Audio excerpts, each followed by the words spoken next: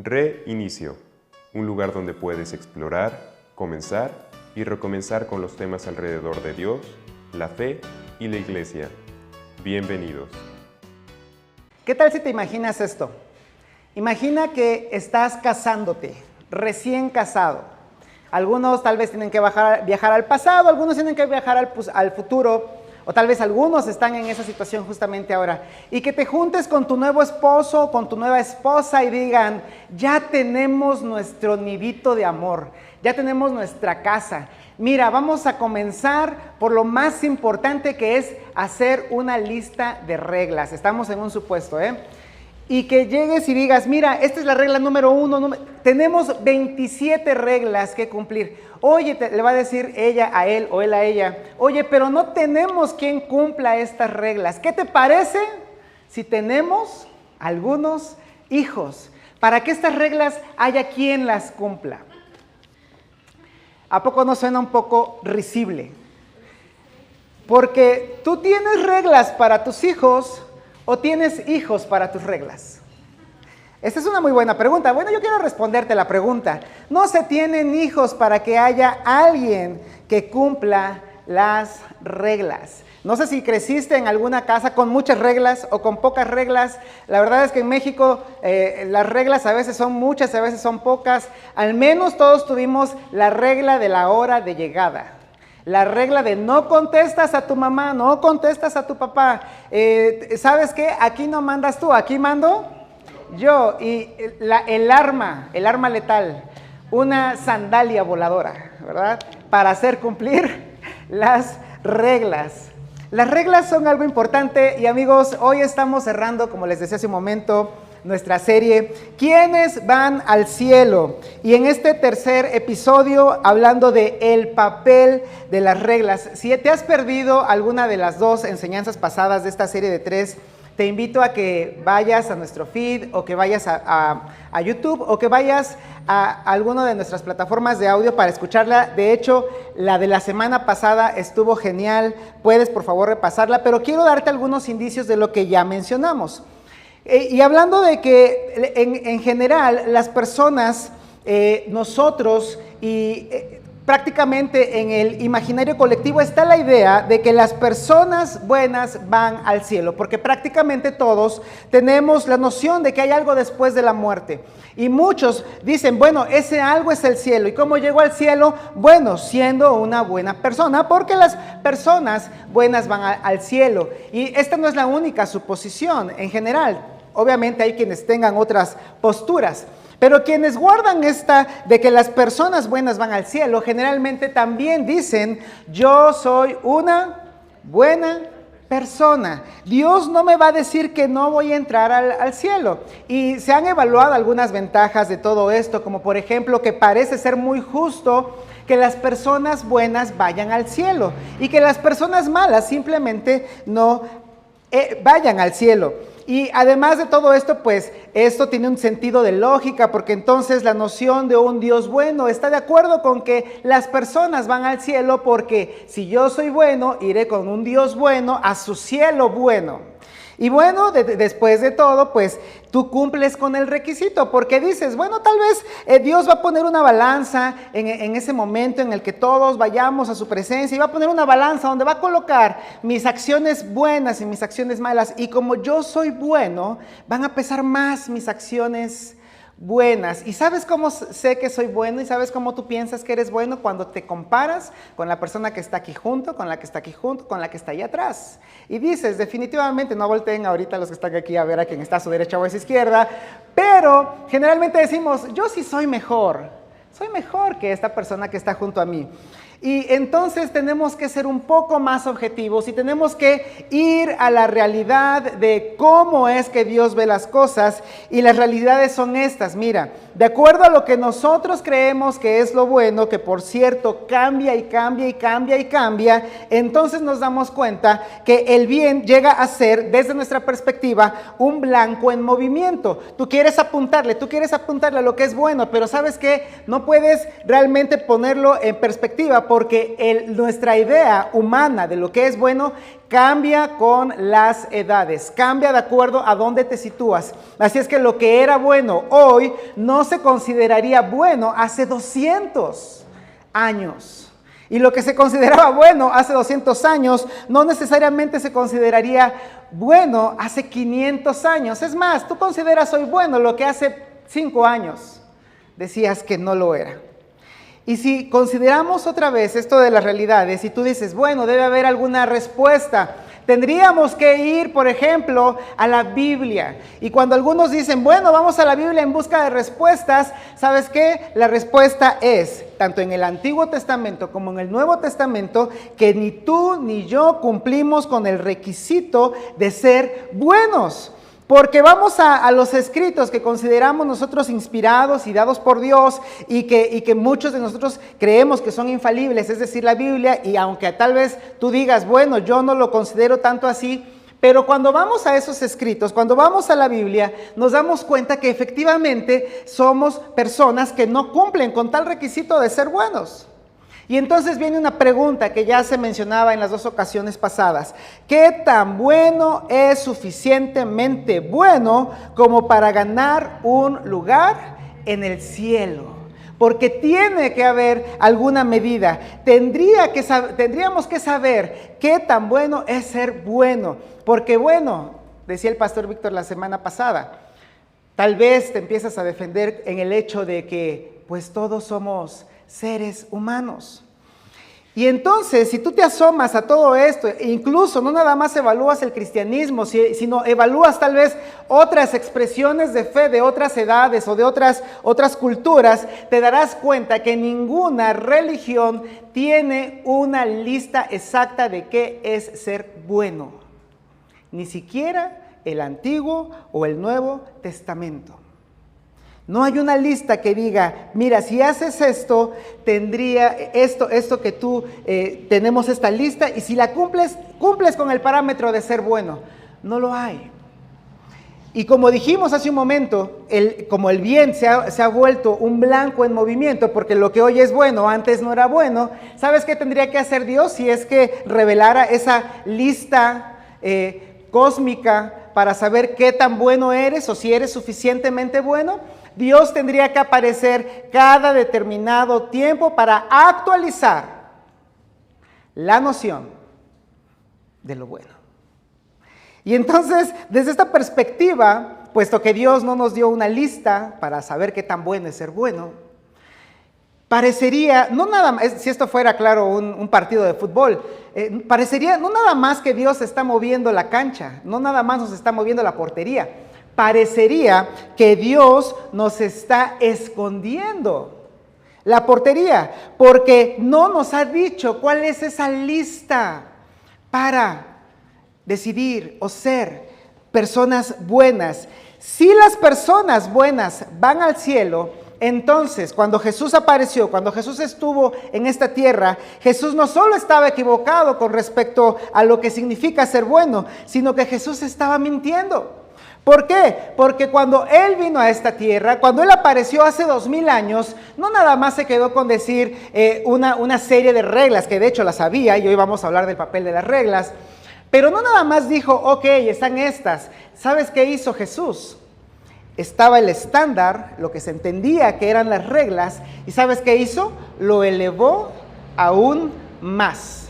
De tal forma, no quisiera hablar mucho de esto, pero de tal forma que para Jesús la envidia o el enojo o el odio es considerado homicidio y la lujuria es considerada adulterio. Así, Jesús puso ese estándar y lo subió de tal forma que ahora podemos decir, nadie de nosotros a la perspectiva de Jesús puede considerarse bueno. Entonces, viene otra pregunta, por la cual comprobamos si Jesús tiene o no tiene la razón. Y la pregunta es, ¿alguna vez has maltratado a otra persona? Fue una pregunta que el pastor Víctor nos hizo la semana pasada. En serio te invito a que busques esa enseñanza, dijera el pastor, es contundente. Pero si respondemos a esta pregunta, la respuesta es todos. Todos alguna vez hemos maltratado a otra persona. Todos alguna vez hemos dejado a otro con la mano extendida. A veces les hemos hecho sentir mal. A veces hemos humillado a personas. A veces hemos hecho a otros derramar lágrimas o estar tan enojados. ¿Y sabes qué dice Jesús? Jesús dice que este es el epicentro de todo. Esto es el corazón de toda nuestra maldad. Y de hecho, Él dice que no puedes estar bien. Tú no puedes estar bien con un Dios al que no ves. Si no estás bien con alguien, con quienes están a tu lado, y tú sí puedes ver. Y de hecho, si no eres cristiano, tal vez una de las cosas que más te irrita, te enoja de nosotros los cristianos, es que pretendemos saber todo de Dios. Pretendemos tener todas las respuestas acerca de todo lo que tenga que ver con Dios.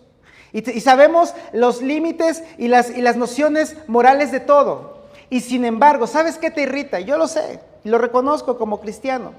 Debo reconocerlo porque estoy de este lado. Y si tú como no cristiano tal vez has dicho, me irrita que esos cristianos dicen que tienen todas las buenas respuestas acerca de Dios y que saben todo lo que Dios quiere y aún así maltratan a las personas. ¿Has visto a alguien que se siente muy cristiano y muy santo y muy de iglesia y humilla a otros y hace sentir mal a otros y maltrata a quienes no son de su condición? Y quiero decirte algo, si tienes este pensar, a Jesús también le irritó lo mismo. Y le irritó por parte de las personas más religiosas de su época. Porque las personas más religiosas de su época, ¿sabes qué? Tenían todas las respuestas. Y de hecho tenían las respuestas correctas. Y sin embargo, trataban mal a las personas. De hecho, les dijo a algunos de ellos, a los que se les denominaba en esos entonces fariseos. ¿Sabes qué? Los fariseos tenían la teología intachable.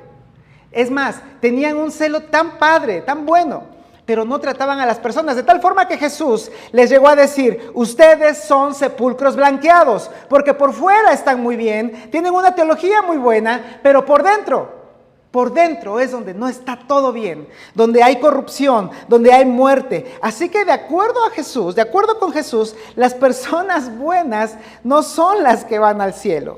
No solo porque nadie dijo exactamente qué era lo bueno, ni hay una lista para decir esto es bueno y por eso me voy a ir al cielo, sino porque desde su perspectiva nadie lo es. Y la semana pasada concluimos diciendo que las personas buenas no van al cielo, son las personas perdonadas las que sí van al cielo. Y Jesús realmente fue muy disruptivo en su época al decir, no nada más que son las personas perdonadas las que van con Dios.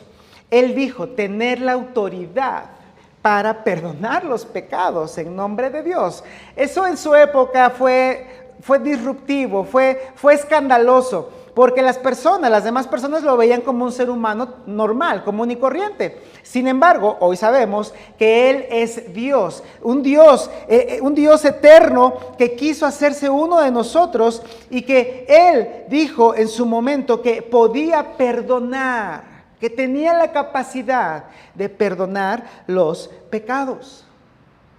Y dentro de todo lo que Jesús hizo, esto hacemos mucha énfasis ahora y aquí en nuestra iglesia, porque creemos que ese es el meollo de la fe.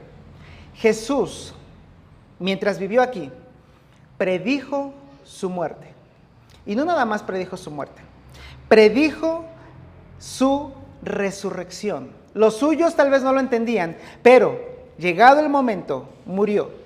Y 3 días después resucitó y los suyos lo vieron y las personas lo constataron y no fueron 12 testigos nada más, fueron al menos 500 testigos y las personas que vivieron eso y que observaron eso y que fueron testigos de que un ser humano había muerto y resucitado y que tal vez ese ser humano no era nada más un hombre común y corriente, sino que había dicho ser Dios y que había dicho que podía perdonar los pecados, después de todo, entonces estaba diciendo la verdad.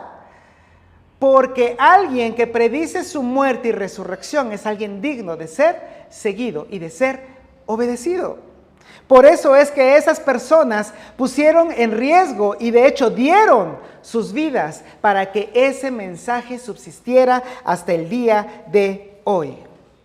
Por tanto, Jesús demostró que es, en verdad, quien dijo ser y que puede hacer lo que promete hacer. Así es que si Jesús promete que puede perdonar los pecados, es posible. Totalmente posible. Pero la pregunta que yo te quería hacer desde el inicio y que seguramente tú ya te hiciste desde el inicio porque comenzamos hablando de las reglas es, entonces, si las personas perdonadas van al cielo, ¿para qué todas esas reglas? ¿Para qué todas estas reglas que vienen tanto en el Antiguo Testamento como en el Nuevo Testamento? Y mira, la respuesta a esta pregunta debería de hacerte tal vez considerar algo, porque lo vamos a responder. Debería hacerte considerar, si no eres seguidor de Jesús, si no te consideras cristiano, si no vas a la iglesia, tal vez debería hacerte considerar seguir a Jesús. Y si tal vez tú sí ibas a la iglesia y tal vez a ti te llevaban a algún centro de reunión o tú sí decías, bueno, consideré a Dios en algún momento, pero realmente el cristianismo me decepcionó. Por lo que ya he dicho o por algunas otras circunstancias. Tal vez también esta respuesta debería hacerte o al menos considerar seguir a Jesús o reiniciar una fe en Jesús.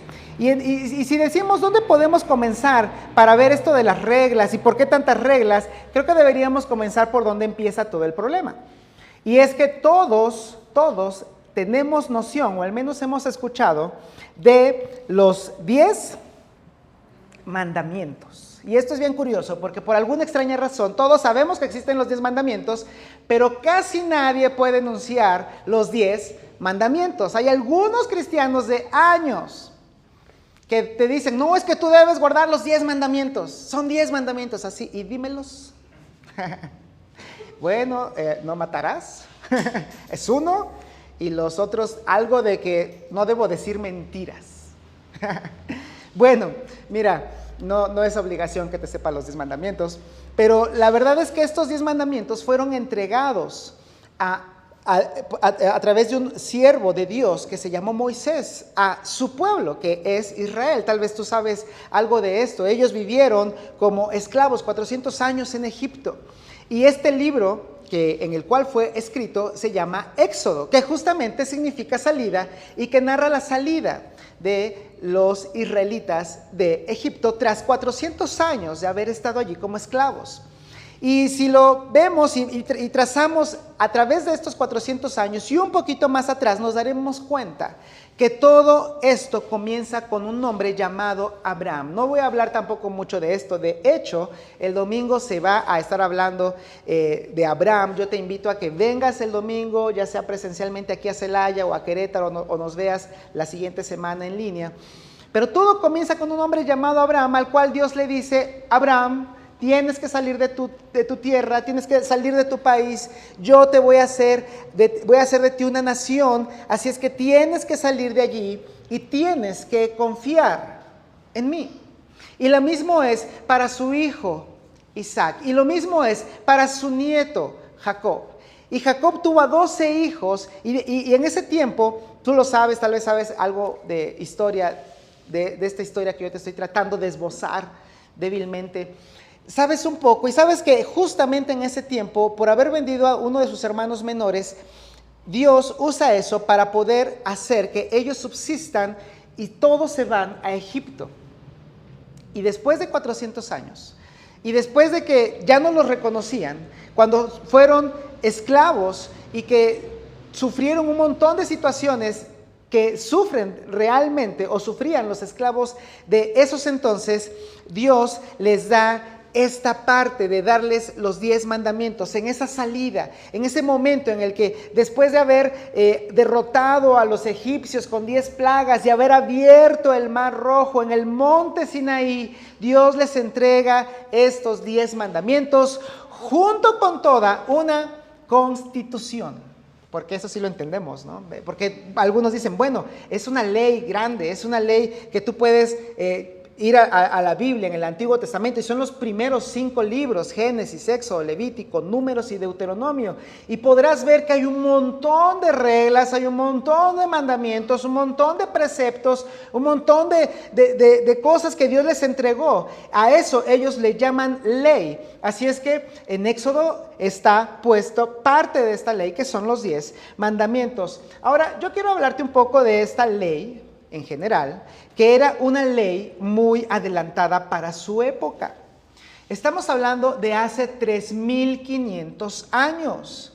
A veces se nos hace fácil decir 3,500 años, pero si yo te digo que hace 3,500 años las condiciones eran totalmente diferentes, obviamente no había celulares, obviamente no había energía eléctrica, era una situación completamente distinta a cómo la vivimos hoy.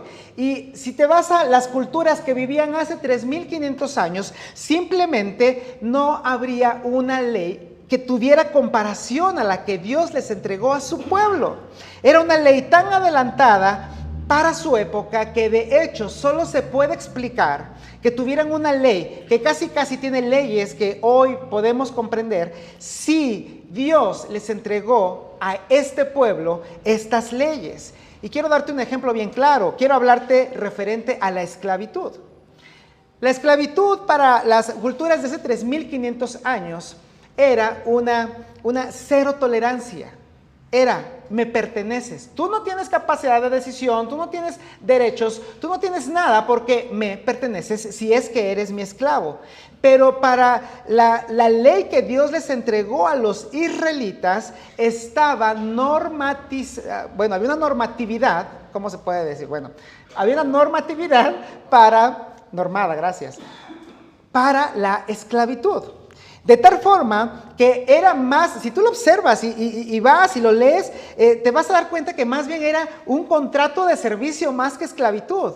¿Sabes por qué? Porque las personas que se consideraban esclavas dentro del pueblo de Israel, los mismos israelitas podrían decidir si querían venderse como esclavos.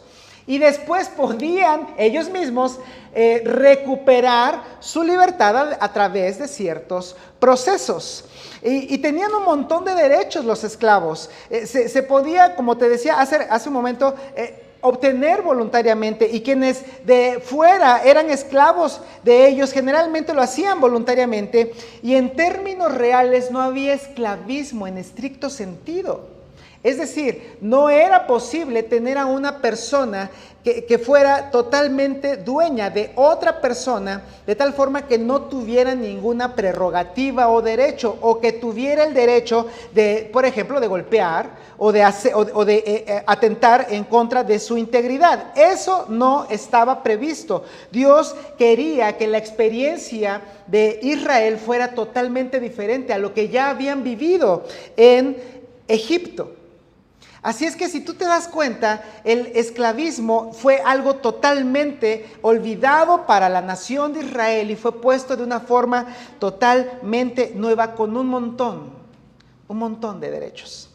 Y hay leyes del Antiguo Testamento, de esta ley que yo te estoy mencionando, que Dios le dio a su pueblo, que de hecho inspiraron a leyes contemporáneas, porque fue un Dios real, verdadero, eterno, que tenía a un pueblo al cual estaba cuidando.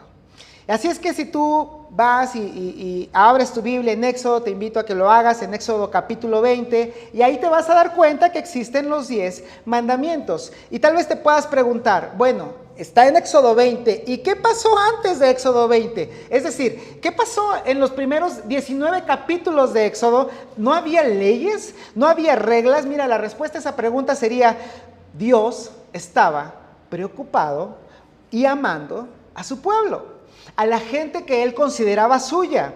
No los sacó de Egipto para que ellos cumplieran sus reglas.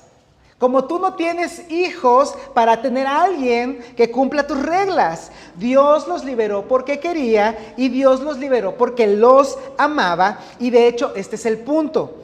Con Dios, y esto es importante, por favor, no te lo pierdas. Con Dios la relación siempre va antes que las reglas. Con Dios la relación siempre va antes que las reglas. Dios no dio las reglas a su pueblo para establecer una relación con su pueblo. Más bien, dio las reglas porque ya tenía una relación antes preestablecida con quienes consideró su gente. Mira, las reglas no fueron una condición. Las reglas fueron una confirmación de que eran parte de una familia. Así como tú, cuando les pones reglas a tus hijos, no los condicionas a ser parte de tu familia. No les dices, oye, hoy no te lavaste los dientes, ¿sabes qué? Hasta acá llegaste, híjole, así es la ley. No te lavaste los dientes, no te comiste tus verduras, te espera la calle. Algunos tienen ganas de hacer eso, pero no lo hacen. Porque en realidad las reglas no son una condición, son una confirmación de que se es parte de la familia. Y mira, cuando Dios entrega estos mandamientos, estas 10 cosas que, repito, no todos no sabemos o se saben, no comienza diciendo, haz esto y no hagas lo otro. Algunos pensamos que así comienzan los 10 mandamientos. Mira cómo comienzan los 10 mandamientos. Yo soy el Señor, tu Dios. Yo soy el Señor, tu Dios. Hay un sentido de pertenencia. Yo soy tuyo y tú eres mío.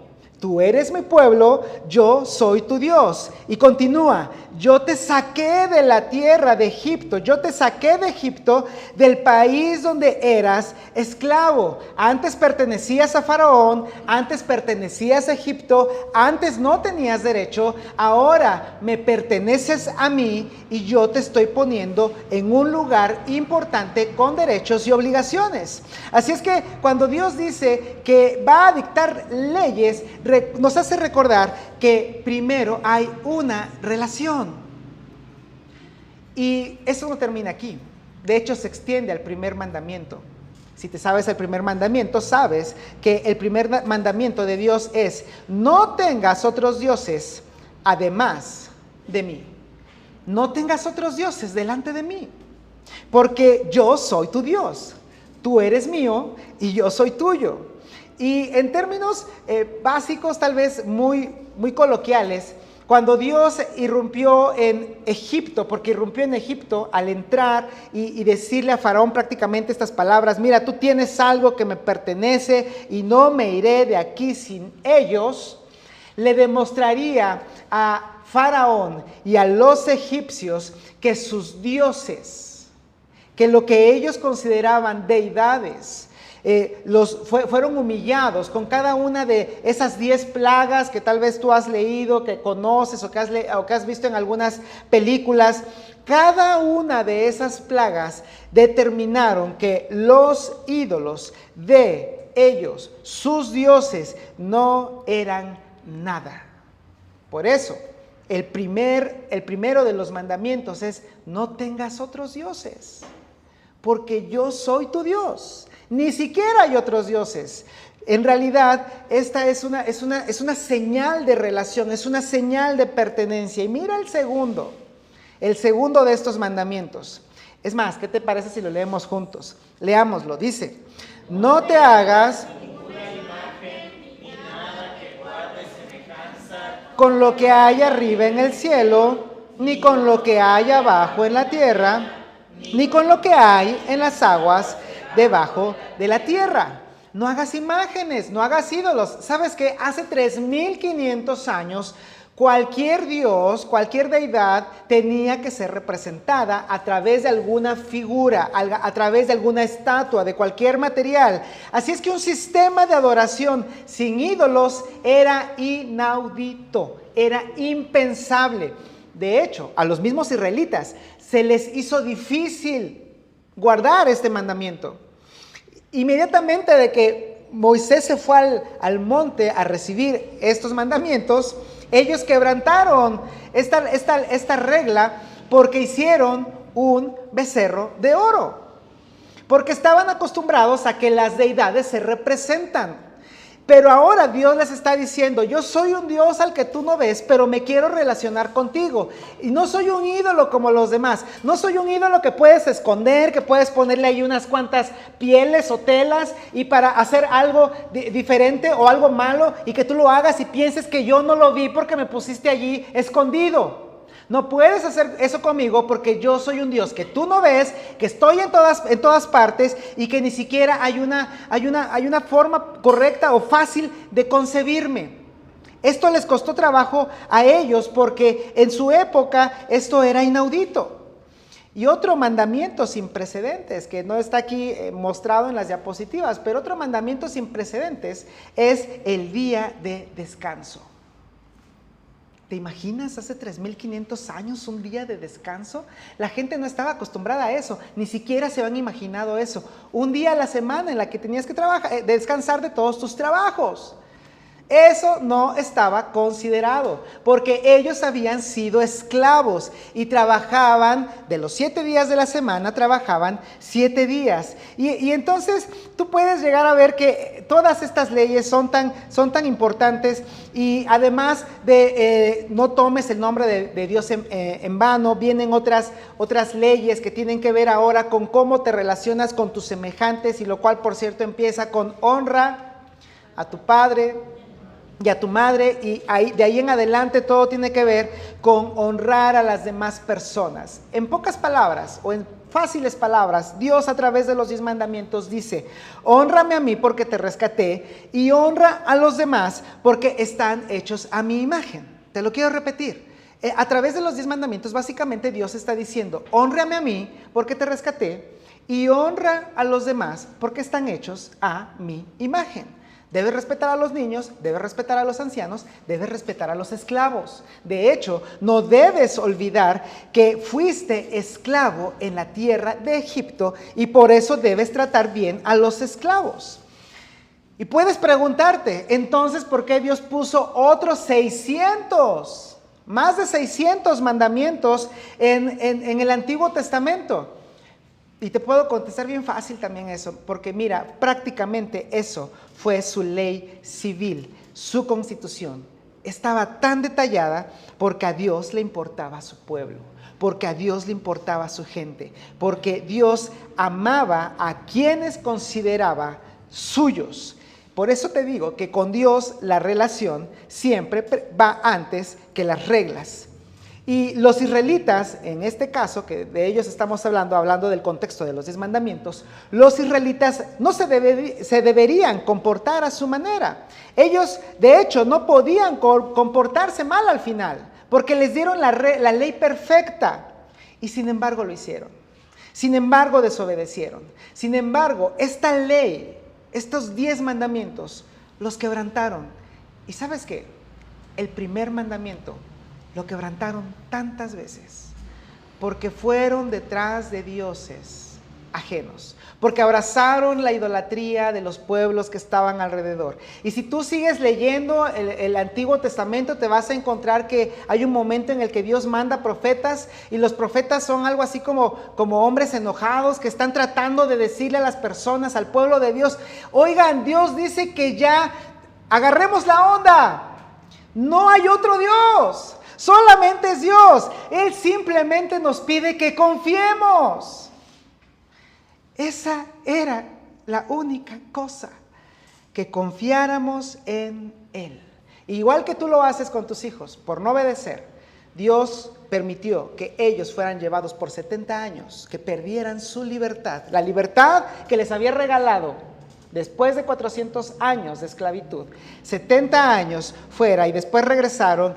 Y aún así siguieron cayendo en idolatría. Y de hecho Dios pudo haber dicho, ¿sabes qué? Voy a terminar con este pueblo. De hecho se lo expresó a algunos profetas. Voy a terminar con este pueblo y me voy a levantar otro pueblo. Pero ¿sabes por qué no lo hacía? Porque Dios los amaba y porque tenía un pacto con ellos. Porque ellos fueron suyos, fueron su gente, fueron su pueblo. Antes del primer no hagas y antes del primer harás aquello, no hagas esto. Justo antes de todo eso, Dios ya los había considerado suyos. Así es que 1500 años después, Jesús se reuniría con 12 de sus discípulos a celebrar esto, la Pascua, la fiesta que conmemoraba el hecho de que los israelitas habían salido de la tierra de Egipto. Y lo que dijo Jesús en ese momento fue tan extraño para los suyos. Alguna vez el pastor Víctor en una enseñanza dijo que era como si en una Navidad, en un diciembre, él dijera: ¿saben qué? Esta Navidad ya no vamos a celebrar el nacimiento de Jesús, ahora vamos a celebrar mi cumpleaños. Y él decía: bueno, estoy seguro que más de la mitad o muchos de ustedes se irían porque eso es descabellado. Tal vez si celebrara mi cumpleaños, ¿verdad? Todavía no sería tan descabellado. Pero fue así. Jesús estaba diciendo: ¿saben qué? Ahora no celebrarán la Pascua en memoria de lo que sucedió hace 1500 años cuando Dios sacó al pueblo de Egipto. ¿Sabes qué? Ahora, cada vez que celebres la Pascua, que hagas algunas cosas, que saques algunos elementos como los panes sin levadura, ahora ya no lo vas a hacer en memoria de eso que pasó cuando Dios sacó a los israelitas de Egipto. Hagan ahora esto en memoria de mí. ¿No es eso disruptivo para los que en ese momento tenían toda una serie de cosas en cuanto a la religión? Pero básicamente él estaba diciendo: lo que Dios hizo por el pueblo de Israel hace 1500 años, está a punto de hacerlo para todo el mundo. Y después dice Jesús, ese mismo día, esa misma noche: esta copa es el nuevo pacto en mi sangre que es derramada por ustedes. Había un pacto antiguo hecho en el Sinaí, y él dice: hoy vamos a implementar un nuevo pacto. Es nuevo porque es un nuevo orden, es un nuevo enfoque, es para que todos se relacionen con Dios, y es en mi sangre porque recuerda que sin derramamiento de sangre no puede haber perdón de pecados. Antes había que sacrificar un cordero constantemente, antes había que sustituir la maldad, el pecado y la consecuencia, que es la muerte, a través de un animal, y tenías que hacerlo vez tras vez, tras vez, tras vez. Y cuando Juan el Bautista vio a Jesús, ¿te acuerdas? Dijo: he aquí el Cordero de Dios que quita el pecado del mundo. Jesús estaba diciendo: ahora yo soy ese Cordero,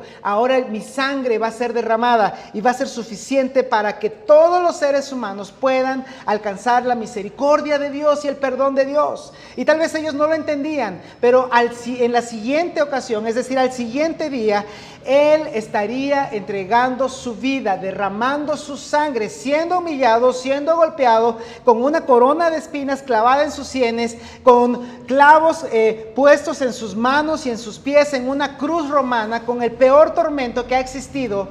Y en ese momento tal vez ellos entenderían que efectivamente la sangre de Jesús es el nuevo pacto que podemos hacer con Dios. Y la forma o las condiciones del pacto serían las mismas del otro pacto. Confía en mí. Dios simplemente quiere que volvamos a confiar en Él. Lo que se rompió con Adán y Eva, de eso hablamos en otra serie ya, lo que se rompió con Adán y Eva fue la confianza, y Dios quiere que confíes en Él. Y esto de que confiemos en Dios lo establece y lo explica mucho y de muchas maneras el apóstol Pablo. Tú sabes, Pablo primero era perseguidor de la iglesia y después se convirtió en una de las personas más importantes para el cristianismo. Pablo dice que así como Dios demostró su amor por Israel al sacarlos de la tierra de Egipto, así Dios demuestra su amor por nosotros. Él lo dice en Romanos 5:8. Dios demuestra su amor por nosotros en esto, en que cuando todavía éramos pecadores, Cristo murió por nosotros. Tú eres pecador y yo soy pecador. Tú eres pecadora y yo soy pecador también. Todos somos pecadores. Si de algo estamos convencidos a través del mensaje de Jesús y de su movimiento, es que somos pecadores. Y aún así, a través de eso y por eso, aún así, Cristo murió por nosotros. ¿Sabes que Pablo ni siquiera había creído en Jesús cuando él fue crucificado? Él no creía en Dios, no creía en Jesús. En Dios sí, él era un fariseo, era alguien que quería que la ley se respetara, pero comenzó a perseguir a los cristianos. Pero Jesús, Cristo, ya había muerto por él y por ti y por mí. Y 2 versículos más adelante él dice, porque si cuando éramos enemigos de Dios, fuimos reconciliados con Él, porque mira esto, estas son malas noticias, éramos enemigos. O si tú estás lejos de Dios, no has considerado a Dios, o sigues en tu forma de vida y sigues cayendo en algo que si tú no consideras pecado, de todas formas es pecado porque te hace daño a ti, hace daño a los demás y ofende a Dios, entonces estás considerado un enemigo de Dios, pero hay reconciliación. Fuimos reconciliados con Él mediante, y mira, Pablo no dice, mediante el hecho de que hayas cumplido los 10 mandamientos. No dice mediante el cumplimiento de los más de 600 estatutos que están en el Antiguo Testamento. Él dice, mediante la muerte de su Hijo. Mediante la muerte de Jesús. Y continúa diciendo, con cuánta más razón, habiendo sido reconciliados, seremos salvados por su vida. Y a la pregunta entonces de que si las personas buenas van al cielo, entonces podemos responder, no podemos entrar por ser buenos y de hecho no podemos salir por ser malos. Recuerda lo que Jesús le dijo a Nicodemo. Jesús le dijo a Nicodemo básicamente, no debes tener un nuevo comportamiento. No fue lo que le dijo Jesús, debes tener un nuevo comportamiento. No le dijo eso, le dijo, necesitas tener un nuevo nacimiento. Necesitas nacer de nuevo. ¿Sabes por qué? Porque la ley fue una confirmación del amor de Dios, así como las reglas, pero naces en una familia y perteneces a ella. Así es que Dios no estaba tratando de hacer buenas a las personas malas con las reglas. Dios estaba manteniendo a su pueblo libre para que conservara la libertad que Él le está dando a su pueblo. Así es que si tú eres cristiano, si tú eres cristiana, mira, te digo esto, estamos reconciliados con Dios por gracia. Y de hecho elegimos seguirlo y obedecerlo por gratitud. No porque cumpliendo las leyes vayamos a ser mejores, más aceptados por Dios o porque vayamos a entrar al cielo. Y si te consideras cristiano, hay una sola cosa que resume todo lo que podrían llamarse las leyes de Dios. Y esa una sola cosa es el nuevo mandamiento de Jesús que dice simplemente, ama a otros como yo te he amado. Ama a otros como yo te he amado. Porque así como Israel fue esclavo y fue liberado, yo te amé a ti y a través de mi sangre te saqué de la esclavitud de tu pecado y te di libertad. Así es que ama a otros como yo te he amado y nunca olvides que tú también fuiste esclavo. Y por tanto trata a otros con dignidad. Y quiero terminar, si es que tal vez tú no eres cristiano, quiero terminar diciéndote que seguramente hemos, como cristianos, fallado muchas veces. Y hemos tratado de imponerte las reglas, las normas, incluso algunas que ni siquiera aplican, y nuestra forma de vida y nuestra perspectiva, y hemos tratado de moralizarte y te hemos caído encima con un montón de cosas de debes hacer y si no, Dios te odia. Quiero decirte que eso nunca debió ser así. Y, de hecho, Jesús no quería que fuera así. Por eso te invito a que reconsideres el hecho de seguir a Jesús o de comenzar una vida con Jesús. Porque Dios inspiró a Pablo para escribir a los cristianos lo que sí debería de ser.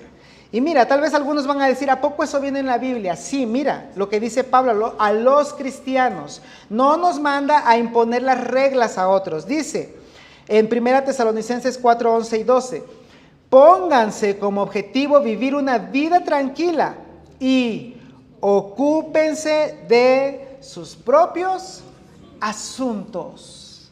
Si eres cristiano y si eres cristiana y has tratado de moralizar a otros, si has tratado de caerles encima a otros para que ellos cumplan las reglas que tú debes cumplir, esa no era la noción de Dios. Y mira lo que dice, este es un mensaje para los cristianos y para corregir esto.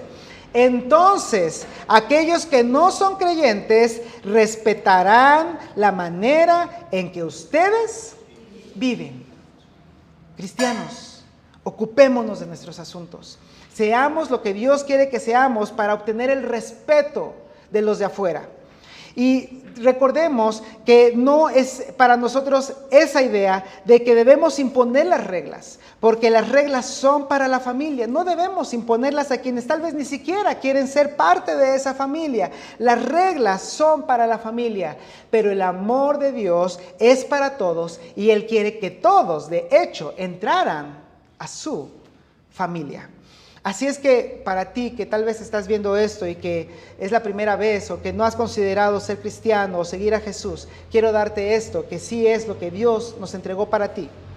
Porque no envió Dios a su Hijo al mundo, son palabras de Jesús, para condenar al mundo, sino para que el mundo sea salvo por Él. No se trata de condenar, no se trata de comparar, no se trata de imponer. Se trata de que puedas llegar al cielo siendo perdonado. ¿Quiénes van al cielo? Las personas perdonadas son las personas que van al cielo. No las personas perfectas, sino las perdonadas. ¿Y cómo alcanzamos el perdón? Solamente a través de todo lo que ya hizo Jesús. Quiero invitarte a que tú, en tu privacidad, puedas reconocer que tal vez necesitas a Dios, que de hecho necesitas a Dios, que de hecho necesitas el perdón a través de Jesús. Quiero invitarte a que vayas a nuestra enseñanza pasada y recuerdes que hay forma de decirle a Dios: Dios, necesito un Salvador, Dios, necesito a Jesús. Me arrepiento de mis pecados, creo en que Jesús vivió, murió y resucitó por esos pecados. ¿Quiénes van al cielo? Al cielo van las personas perdonadas. ¿Qué te parece si oramos? Padre, gracias por todo lo que tú nos das. Gracias porque tú nos enseñas a través de Jesús que es en realidad que necesitamos no cambiar nuestro comportamiento simplemente por cambiarlo, no tener un nuevo comportamiento simplemente por tenerlo, sino que necesitamos tener un nuevo nacimiento para pertenecer a tu familia y para saber que tú eres nuestro y nosotros somos tuyos. Ayúdanos para que podamos hacer que esto sea una realidad, si es que tal vez aún no es una realidad. Pero también ayuda a aquellos que tal vez en este momento está en sus mentes y en su corazón y tal vez tienen que aterrizarlo. Te pido por ellos, Dios, para que puedan acercarse cada vez más a ti. Y por nosotros, los que nos consideramos seguidores tuyos, para ocuparnos de nuestros asuntos y para tener las vidas que causen respeto en aquellos que no te conocen, para que podamos ser la conexión entre ellos y tú, entre una relación entre ellos y tú, a través de lo que ya hizo tu Hijo Jesús, y que sí, eso sí los lleva al cielo. Padre, estamos delante de ti y te pedimos que nos ayudes a tener valentía para poder dar pasos con todas estas cosas. Te lo pedimos en el nombre de tu amado Hijo Jesús. Amén. Gracias por haber estado con nosotros. Escúchanos cada jueves en este podcast y síguenos en todas las redes sociales de Conexión Vida. Hasta pronto.